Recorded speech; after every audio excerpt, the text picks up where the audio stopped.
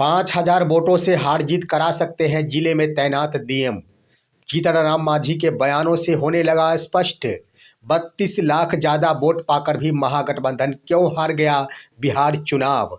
तेजस्वी प्रसाद यादव और राहुल गांधी का बयान अब निकलने लगा सच। दोस्तों नमस्कार, मैं हूं आपका दोस्त एसके चौधरी। जीतनराम मांझी के द्वारा दिया गया बयान अब तो बिहार चुनाव पर पूरी तरह सवाल खड़ा कर दिया है, क्योंकि दोस्तों पहले तो कहा गया था कि जीतनराम मांझी के द्वारा जो भी बातें की गई और जो वीडियो वायरल हो रहा है वह एआई जेनरेटेड वीडियो है, परंतु यह वीडियो बिल्कुल सत्य साबित हुआ है। उन्होंने खुद ही इसकी पुष्टि कर डाली है। अब सवाल उठ रहा है कि आखिर डीएम के माध्यम से 5,000 वोटों के अंतर से हार जीत कराया जा सकता है। यह खुलासा हो गया। जीतनराम मांझी के स्तर से जो बयान आया उसी से स्पष्ट हो रहा है। इस पर एक और सवाल कि बिहार की सियासत में हलचल मच गई कि बिहार की आम जनता ने अब सवाल पूछ लिया है कि 32 लाख ज़्यादा वोट पाकर भी इस बार वर्ष 2025 के विधानसभा के चुनाव में महागठबंधन के हाथों से सत्ता क्यों निकल गई।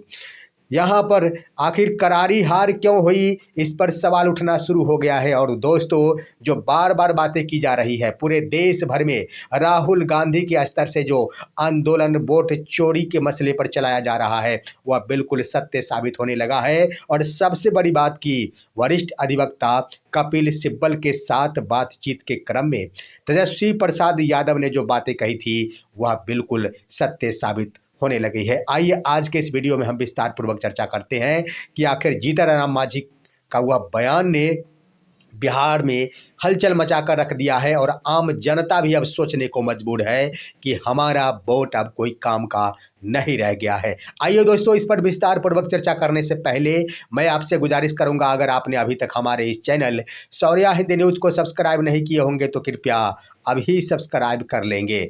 दोस्तों आपको मालूम है कि जीतनराम मांझी के द्वारा बयान पूरे बिहार ही नहीं देश भर में तहलका मचा कर रख दिया। लेकिन सबसे बड़ी बात कि आखिर जीतनराम मांझी के उन बयानों पर बीजेपी नेताओं के स्तर से एक दो नेता कह दिया जाए तो सिर्फ बचाव भरी बातें की जाती, लेकिन प्रतिक्रिया बड़े बड़े लीडरों के द्वारा क्यों नहीं किया जा सकता है। दोस्तों क्यों नहीं किया जा रहा है स्पष्ट है। जीतनराम मांझी के बयान से दो तरह की बातें सामने उभर कर आ गई और उससे स्पष्ट हो चुका है कि बिहार चुनाव का या फिर पूरे देश भर के चुनाव को भी बदला जा सकता है। दोस्तों जीतनराम मांझी का बयान से स्पष्ट हुआ था कि पिछली बार वर्ष 2020 के विधानसभा के चुनाव में डीएम के माध्यम से 2700 वोटों से हार जाने वाले उम्मीदवार को जीत मिल गई थी। यानी कहने का अर्थ ये हुआ कि इसे 2700 वोटों के अंतर से यहाँ पर जो उम्मीदवार 2700 वोट से हार गए उन्हें वोटों की गिनती के क्रम में आखिर जीत मिल गई। इसका मतलब क्या कि यह डीएम के ऊपर निर्भर करता है कि वह 2700 तो छोड़ दिया जाए, यहाँ पर एक उदाहरण 2700 है तो 5,000 तक का वोट के अंतर से अगर कोई उम्मीदवार हारते हैं तो डीएम के अंदर में वो पावर शक्ति है जो उस उम्मीदवार को जीत दिला सकते हैं, चाहे उन्हें कैसी भी शक्ति का प्रयोग करना पड़े। ये स्पष्ट हो गया जीतनराम मांझी के बयान से। और दूसरा हो गया दोस्तों स्पष्ट ये कि जब एक साधारण एक छोटे से पार्टी के संरक्षक जीतनराम मांझी है, उनके कहने पर जब एक जिला के डीएम के द्वारा हारे हुए उम्मीदवार को जीत दिला सकते हैं तो क्या सीएम और पीएम की बातों पर देश भर के चुनाव के परिणाम को नहीं बदल सकते हैं क्या? यह एक बड़ा सवाल उठ गया। क्या मुख्यमंत्री के कहने पर डीएम नहीं मानेंगे? क्या प्रधानमंत्री के कहने पर डीएम नहीं मानेंगे? क्या मुख्यमंत्री कहेंगे ये सीट हमें जीतनी है, क्या डीएम उसे नहीं जिताएंगे? स्पष्ट हो चुका है दोस्तों। जीतनराम मांझी ने खुलासा कर दिया, पूरे बिहार में तहलका मच चुका है। अब आम जनता सोचने पर मजबूर है कि हमारा वोट तो अब कोई काम लायक रह ही नहीं गया, क्योंकि वोटिंग आखिर किसी के भी पक्ष में हो, परिणाम कुछ भी और किसी भी वक्त डीएम के माध्यम से बदला जा सकता है। अब आइए दोस्तों यहाँ पर मैं आपको बता दूं कि राहुल गांधी के द्वारा पूरे देश भर में जो वोट चोरी के मसले पर आंदोलन चलाया जा रहा है अब तो इस पर मुहर लगती नजर आ रही है। भले ही सत्ता पक्ष के नेताओं के द्वारा राहुल गांधी के ऊपर यह कहा जाता है कि हार की डर से बचने के लिए, अपनी हार की नाकामी छुपाने के लिए वो वोट चोरी के मसले को उठाते हैं, लेकिन सवाल उठ रहा है कि वहाँ पर हार की डर से अगर राहुल गांधी वोट चोरी के मसले को उठाते हैं तो जीते हुए एक उम्मीदवार आखिर जीतनराम मांझी जो मंत्री भी है, सत्ता पक्ष के उम्मीदवार, सत्ता पक्ष के नेता आखिर इस तरह के सवाल, वोट चोरी के सवाल क्यों उठाते हैं, यह बड़ा मुद्दा बन चुका। दोस्तों, इसके अंतर्गत अब कह दिया जाए तो वोट चोरी का मसला यहाँ पर सत्य साबित होते आ रहा है। यहाँ पर आपने देखा कि राहुल गांधी के द्वारा बिहार में वोटर अधिकार यात्रा की प्रारंभ की गई थी, बड़ा ही रोचक रहा था और सफलतापूर्वक संपन्न भी हुआ था, लेकिन परिणाम तो जो हुआ सबके सामने है और उसका खुलासा तो अब जीतनराम मांझी के द्वारा कर दिया गया। 2020 के विधानसभा के चुनावों के मद्देनज़र वो बातें करते हैं कि हमारे उम्मीदवार को जीत मिल गई, हारे हुए उम्मीदवार को। अब क्या गारंटी 2025 के चुनाव में किस किस नेता ने क्या क्या खेल किया, आखिर कैसे जीत मिल गई। ये तो स्पष्ट है दोस्तों कि चेतन आनंद जो हारे हुए थे, जब दोबारा उन्होंने वोटिंग की गिनती करवाई तो चेतन आनंद को जीत मिल गई, यह भी स्पष्ट हो रहा है।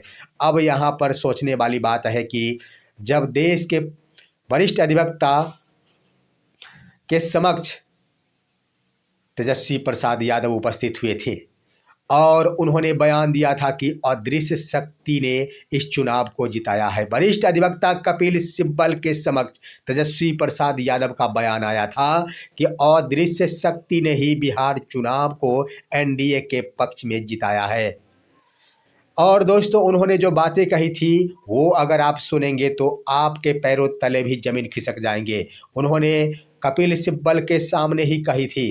तेजस्वी प्रसाद यादव का कहना था कि वर्ष 2020 के विधानसभा के चुनाव के मुकाबले वर्ष 2025 के विधानसभा के चुनाव में मुझे 32 लाख ज़्यादा वोट प्राप्त हुए, उसके बाद भी हमारी करारी हार हो गई। जरा सोचिए दोस्तों, वर्ष 2020 के विधानसभा के चुनाव में तेजस्वी प्रसाद यादव को इस बार जितने वोट मिले हैं उससे 32 लाख कम वोट मिले थे, उसके बाद उन्हें 110 सीटें आई थी। और दोस्तों, इस बार जरा गौर कीजिए कि इस बार जब 32 लाख ज़्यादा वोट प्राप्त हुए उसके बाद उन्हें 35 सीटों पर सिमट जाना पड़ा है। यही तो आखिर खेल है और इसी के बारे में तेजस्वी प्रसाद यादव के द्वारा कहा जाता कि अदृश्य शक्ति ने ही आखिर हमारी हार करवाई और एनडीए को इतनी बड़ी जीत दिलाई है। अब आम जनता सोचने को मजबूर है कि क्या जीतनराम मांझी के कहने पर एक उम्मीदवार जीत सकता है तो 202 उम्मीदवार इस बार जीते हैं एनडीए के। आखिर कहां के डीएम के द्वारा किस नेता के कहने पर खेल किया गया है, इस पर आखिर जांच होनी चाहिए।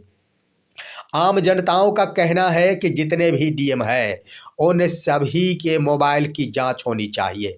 बिहार के 2025 विधानसभा के चुनाव के दरमियान और ख़ास तौर पर वोटिंग गिनती के दरमियान तमाम जितने भी बिहार में तैनात डीएम है उन सभी डीएम के मोबाइल की जांच होनी चाहिए। उनके नाम से जो कोई भी मोबाइल हो उसकी जांच होनी चाहिए कि किन किन नेताओं से उनकी बातचीत हुई और क्या क्या बातचीत हुई। दोस्तों, यह मुद्दा बहुत ही गहरा गया है। अगर इसकी जांच होती है, अगर मोबाइलों की जांच होती है तो न जाने या बिहार चुनाव का परिणाम ही बदल जाएगा। लेकिन सवाल उठता है कि इसे कराएगा कौन। इसको लेकर दोस्तों पूर्व आईपीएस ऑफिसर अमिताभ दास ने भी बड़ी मांग की है। उन्होंने कहा है कि इसकी जांच होनी चाहिए। जीतनराम मांझी का जो बयान है उस बयान के आधार पर पूरी तरह निष्पक्ष रूप से जांच होनी चाहिए और इसमें संलिप्त लोगों के ऊपर कार्रवाई होनी चाहिए, उसे सजा देनी चाहिए, क्योंकि दोस्तों यह लोकतंत्र का मसला है।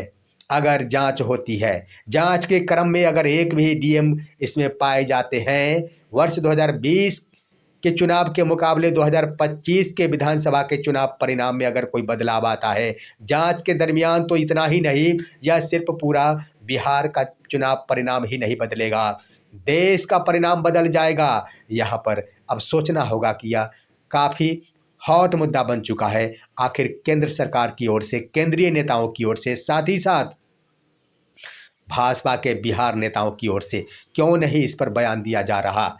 आखिर बयान तो दिया जाना चाहिए। जीतन मांझी चुप्पी साध लिए हैं।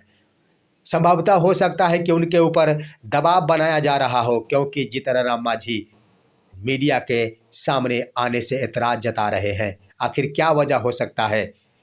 आकर उन्हें बयान देना चाहिए। वो अगर बयान देते हैं तो बस इतना कहते हैं कि मैंने रीकाउंटिंग की बातें कही थी। दोस्तों, ये तो बात सत्य है कि रीकाउंटिंग के आधार पर ही तो जीता जा सकता है। कभी भी आखिर कैसे जीता जा सकता है? कभी भी कोई भी डीएम अगर किसी हारे हुए उम्मीदवार को जिताएंगे तो रीकाउंटिंग ही तो इसका आधार बनेगा।